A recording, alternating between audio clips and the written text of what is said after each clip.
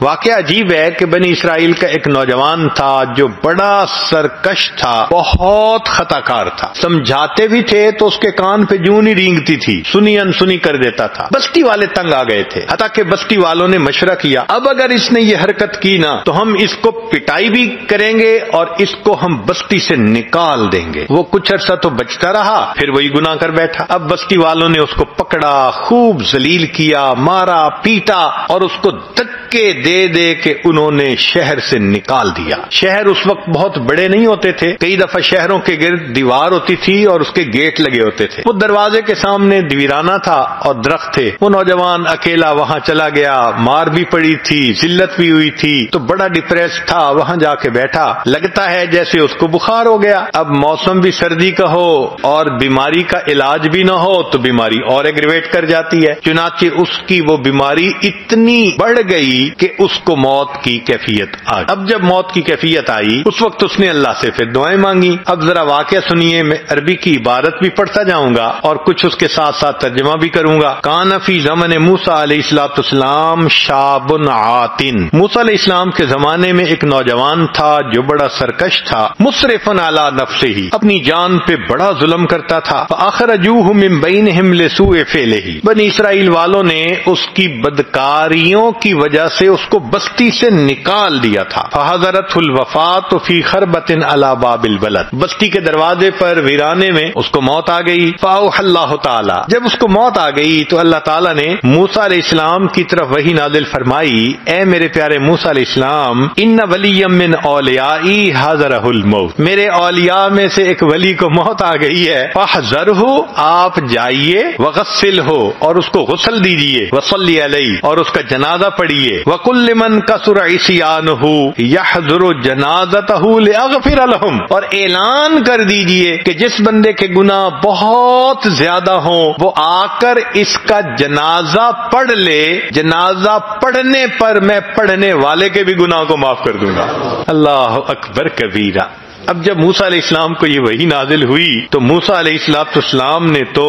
آگے فرمایا وَاحْمِلْهُ إِلَيَّ، اس کو آپ دفن کیجئے، لِأَكْرِمَ مَثْوَاهُ، تاکہ میں اپنے اس ولی کو اچھا ٹھکانہ عطا کروں۔ فنادى موسیٰ علیہ السلام فی بنی اسرائیل، موسیٰ علیہ السلام نے بنی اسرائیل میں اعلان کروا دیا، لوگو ایک ولی کی موت آئی ہے، جو چاہے میرے گناہ بخشے جائیں، جا کے جنازہ پڑھ لے، اس کے گناہ معاف کر دیے جائیں گے۔ فَكَثُرَ الناس، کثیر تعداد میں لوگ جنازہ پڑھنے کے لیے اکٹھے ہو گئے۔ فلما حضروہ عرفوا، جب انہوں نے اس بندے کو دیکھا تو اس کو پہچانا، کہنے لگے فقالوا یا نبی اللہ، اے اللہ کے نبی صلی اللہ علیہ وسلم، ھذا ھو الفاسق، یہ تو وہی بدکار ہے، الذی اخرجناہ، جس کو ہم نے بستی سے نکال دیا تھا دھکے مار مار کر۔ فتعجب موسیٰ من ذلک، موسیٰ علیہ السلام بھی بڑے حیران، ہے تو وہی، اور مجھے کہا گیا کہ ولیوں میں سے ولی کی موت آ گئی، جائیے جنازہ پڑھیے، یہ تو وہ بدکار ہے۔ جب موسیٰ علیہ السلام حیران ہو گئے، فأوحى اللہ الیہ، اللہ نے ان کی طرف وحی نازل فرمائی، صدقوا وهم شہداء الا انہ لما حضرہ الوفاۃ فی ھذہ الخربۃ، یہ لوگ ٹھیک کہہ رہے ہیں، یہ وہی بدکار انسان ہے۔ معاملہ یہ ہے کہ جب اس بدکار انسان کی موت آنے لگی،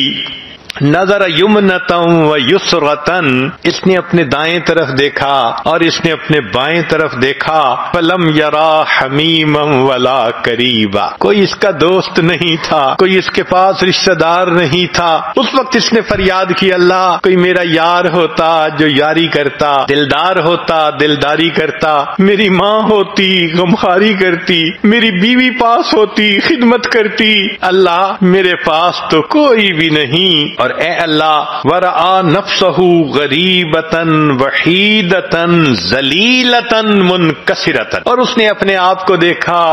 تنے تنہا ہوں، اکیلا ہوں، اور دل ٹوٹا ہوا ہے، اور گھر سے اس کو دھتکار دیا گیا۔ اس وقت اس نے یہ کہا، فرفع بصرہ الیہ، اس نوجوان نے آسمان کی طرف آنکھ اٹھا کر دیکھا اور اس وقت اللہ سے یہ ہم کلامی کی، اللہ میرا کوئی نہیں، اللہ تیرے سوا، اکیلا ہوں، کوئی دوست نہیں، کوئی رشتہ دار نہیں، کوئی غمخار نہیں، میں کس حال میں ہوں، ذلت اور پستی کی کیفیت میں، اے اللہ فرفع بصرہ الیہ، اور اس کے بعد اس نے عجیب بات کی، کہنے لگا الہی عبد من عبادک، تیرے بندوں میں سے ایک بندہ تو ہوں نا، گناہگار صحیح، تیرے بندوں میں سے خارج تو نہیں نہ ہوا، بندہ تو ہوں نا میں تیرا، الہی عبد من عبادک، اللہ تیرے بندوں میں سے بندہ ہوں، غریب فی بلادک، اپنے دیش سے مجھے دھکے دے کے نکال دیا گیا ہے، لو علمت ان عذابی یزید فی ملکک، اگر میں جان لیتا کہ مجھے عذاب دینے سے آپ کی شان بڑھ جائے گی، وَأَنَّ عَفْوُكَ عَنِّي يَنْقُصُهُ مِن مُلْكِكَ، اور مجھے معاف کر دینے سے آپ کے خزانوں میں کمی آ جائے گی، لَمَّا سَأَلْتُكَ الْمَغْفِرَةَ، اللہ میں آپ سے مغفرت طلب نہ کرتا، مگر آپ نے حضرت موسیٰ علیہ السلام کی طرف یہ وحی بھیجی ہے کہ انی انا الغفور الرحیم، بے شک میں بڑا غفور اور بڑا رحیم ہوں، اور اے میرے اللہ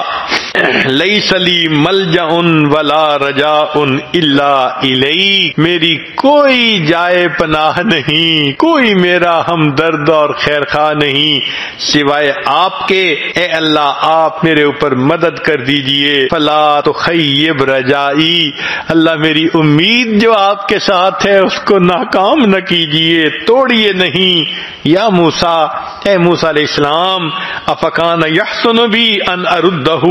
وہو غریب علی ہذہ الصفۃ، کیا یہ بات مجھے سجتی تھی کہ وہ مجھے اس طرح عاجزی اور زاری سے پکار رہا ہے، میں اس کی دعاؤں کو رد کر دیتا،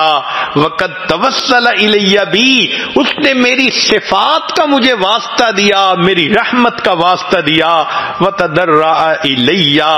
اور اس نے میرے سامنے کتنی آہو زاری کی، وعزتی، مجھے اپنی عزت و جلال کی قسم، لو سالنی فی المذنبین من اہل الارض جمیعا، اگر اس وقت وہ نوجوان جتنی عاجزی زاری کر رہا تھا، فریاد کر رہا تھا،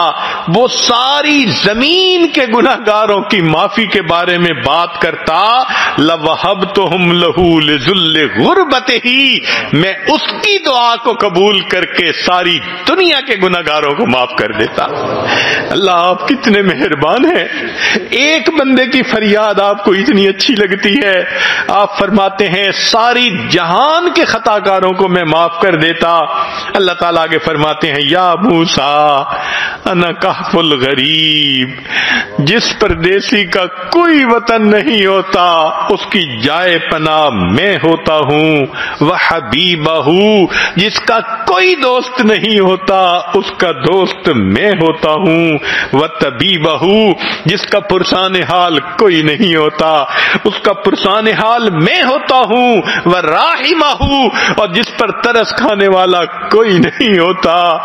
اس پر ترس کھانے والا میں پروردگار ہوتا ہوں۔ جب پروردگار اتنے مہربان ہیں کہ بندے پہ ترس کھا لیتے ہیں۔ کر باہر گلی میں نکلا تو ایک ٹھگ مل گیا، اس ٹھگ کے پاس گڑ کی ڈلی تھی، اس نے مجھے اٹھا کر پیار کیا اور مجھے کہنے لگا کہ تم اپنی انگوٹھی کو چکھو،